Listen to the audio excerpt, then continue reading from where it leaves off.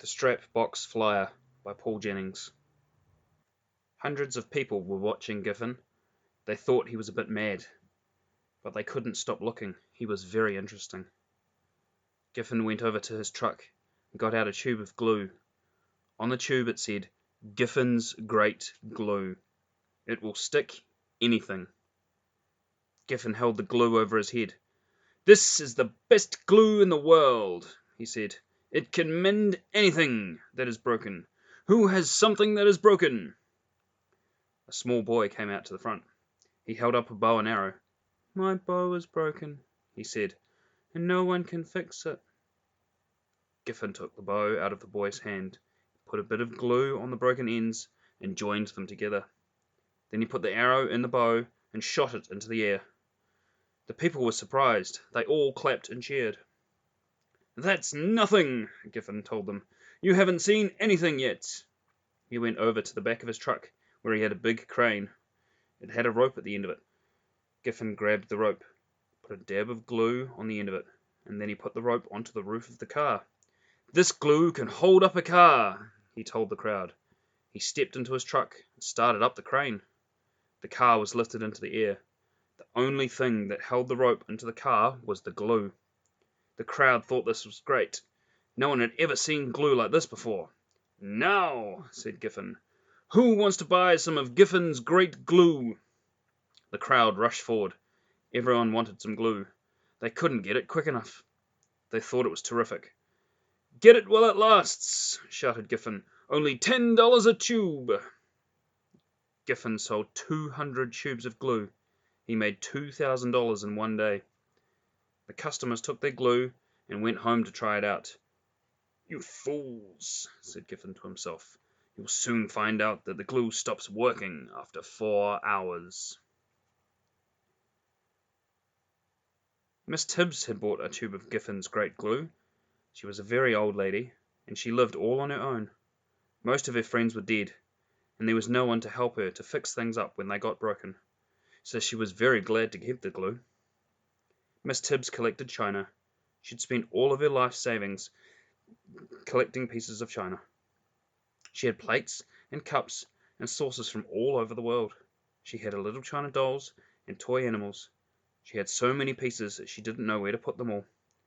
This is why she wanted the glue. She wanted to put up a new shelf. As soon as she got home, Miss Tibbs went and fetched a piece of wood from the shed in her back garden. Then she put some of Giffen's great glue along the edge of the wood and stuck it onto the wall. It worked well. The shelf was very strong. "Oh, this is wonderful glue," she said. "It dries straight away." Miss Tibbs started to put her china pieces onto the shelf. She decided to put her favorite piece out first. It was a small china horse. She'd owned it for many years. It had been given to her by her father before he died. Miss Tibbs loved this horse. She put it in the best spot, right in the middle of the shelf. And after she put all of the other pieces out, Miss Tibbs sat down and had a rest. She was very tired. She fell asleep in her armchair in front of the fire. 4 hours later, Miss Tibbs was woken up by a loud crash. The glue had stopped working. The shelf had fallen off the wall and all of the china pieces were smashed. Miss Tibbs went down on her hands and knees. She started to pick up all the broken pieces. Then she remembered her horse, her precious horse. She looked for it amongst the bits, but she couldn't find it. Then she found something that made her cry. A leg and a tail and a tiny head. The horse was smashed to pieces. Miss Tibbs cried and cried. She got her tube of Giffen's great glue and threw it into the fire. Then she decided she would go out and find Giffen. She would tell him that his glue was no good, and he would ask him to pay for the broken china. She hurried back to the place where Giffen had been, but he was gone. There was no sign of him, and she knew that he would never come back. Another person who bought the tube of Giffen's great glue was Scott Bridges. He'd bought it to mend his canoe. It had broken in half. Scott's father had told him the canoe could not be repaired. He said that its back was broken, and he told Scott to take it to the tip. But now that Scott had a tube of Giffen's great glue, he knew that he could fix it. The canoe was down at the lake. Scott went down there on his own. He didn't tell his father where he was going. He pulled the two pieces of the canoe together and put Giffin's great glue along the join. "Great!" yelled Scott. "It's as good as new. This glue is fantastic!" He pushed the canoe into the water and climbed in. It floated well, and it didn't leak at all. Scott began to paddle out into the middle of the lake. He was very happy and excited. He paddled off as fast as he could go. Scott was not allowed to go out in the canoe without a life jacket, but on this day he forgot, and all he could think of about was the canoe and Giffin's great glue. It was a sunny day, and time passed quickly. Soon 4 hours had passed. Scott noticed that some water was starting to leak into the canoe.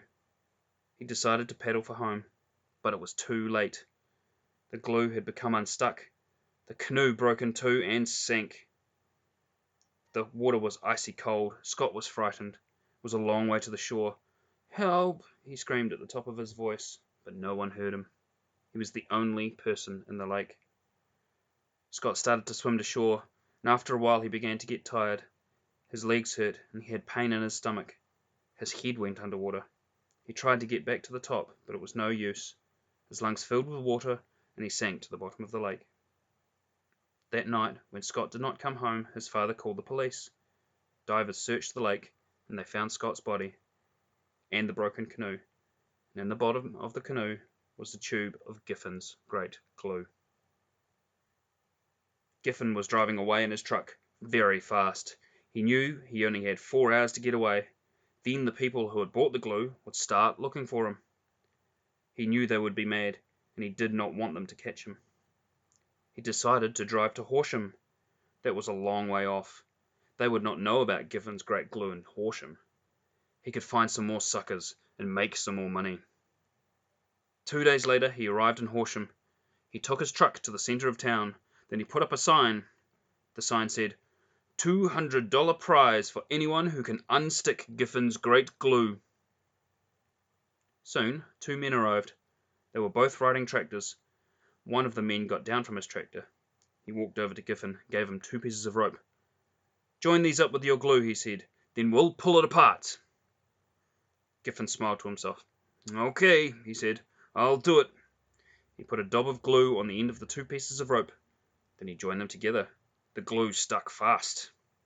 The men took the rope that had been joined. They tied it each to one end of each tractor. Then they started the tractors up. There was a lot of smoke and noise.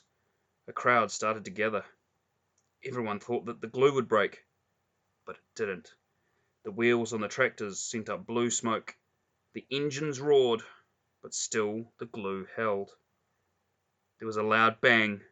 The engines of one of the tractors had stopped. The other tractor started to drag it along the road. Everyone cheered at the top of their voices. "Now," said Giffin, "who will buy my great glue?" The crowd pushed forward. Everyone wanted some. The people waved their money. They pushed and shoved. Giffin sold 300 tubes. At last, everyone went home, except one man, a short, bald man with a friendly smile. Excuse me," he said. "Giffin, I wonder if you would like to buy something from me." "What are you selling?" said Giffin in a gruff voice. It's a strap box flyer. It's a small box that will make people fly." Giffin didn't believe that there was a box that could make someone fly. There was no such thing. This man was trying to fool him. Still, he was interested. It might be some sort of new trick that he could use himself to make some money from new suckers. Then he looked at his watch. He had to get out of town before the glue started to become unstuck. He had 4 hours. There was plenty of time to talk to this little man. "Okay," said Giffin to the little man. "Show me your strap box flyer."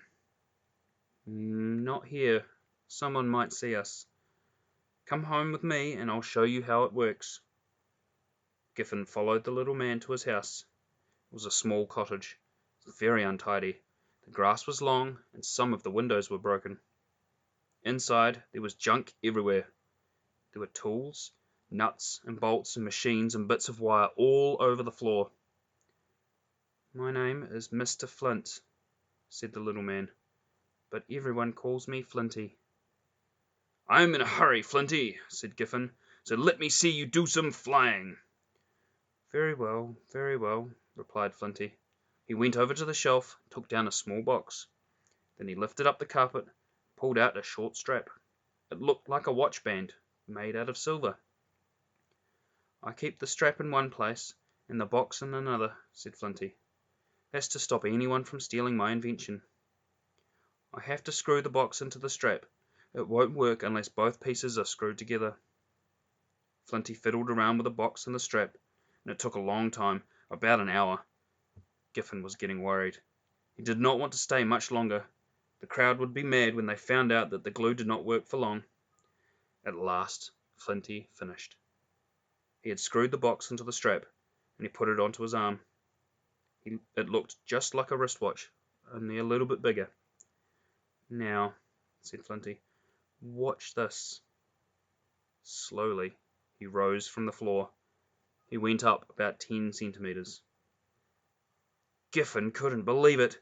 His eyes nearly popped out of his head. "How high can you go?" he asked Flinty. "As high as I want to." Flinty floated up to the ceiling. Then he flew around the room, just like a cloud.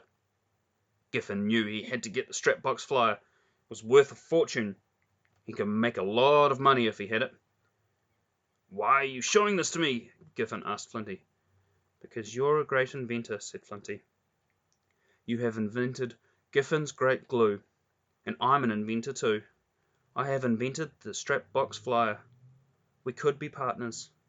You could help me take the strap box flyer, and I could help you make the glue." Giffen didn't say anything. He was thinking. He wanted the strap box flyer, but he couldn't stay in Horsham. Once 4 hours was up, his glue would stop working. The things that people had mended would start falling to bits, and they would come looking for him. He could even end up in jail. "Have you got another strap box flyer?" Giffen asked. "Oh, yes," said Flinty. "I have one more. You can try it out if you want to, but first I'll have to assemble it. I'll have to screw the strap into the box." "But that will take half an hour," said Giffen. "I will go and get my truck. Then I'll be back to try out the strap box flyer myself." Giffen went off. He decided to steal the strap box flyer.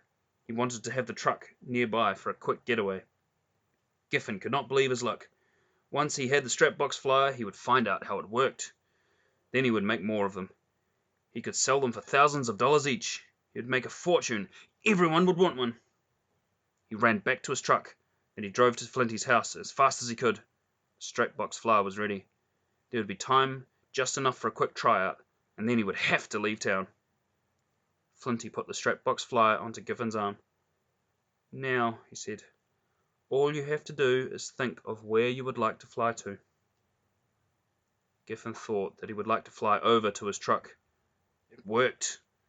He went gently flying through the air and landed on the roof of his truck. Flinty floated over and joined him. "Great!" said Giffen. "Really great! How high can we go with these things?" "As high as you like," said Flinty. "As high as you like." Giffen forgot about everything except the strap box flyer. He forgot about the time. He forgot about Giffen's great glue. And he forgot about getting out of town quickly. "Let's go up to the clouds," he said to Flinty. And so they flew up together, high into the clouds. When they looked down, the people looked like tiny ants. It was wonderful to fly so high. Time passed quickly. Hours went by. It started to get dark. Giffen decided he would wait until it was night. Then he would be able to get away from Flinty, and he would just fly off and lose Flinty in the dark. Then he would drive off in his truck and never come back. He'd take the strap box flyer to bits and find out how it worked. And then he could make a lot more of them and sell them, and then he would be rich. Flinty flew over to Giffen. "We are very high," he said. "We can't go much higher than this. There will be no more air to breathe." Giffen looked down.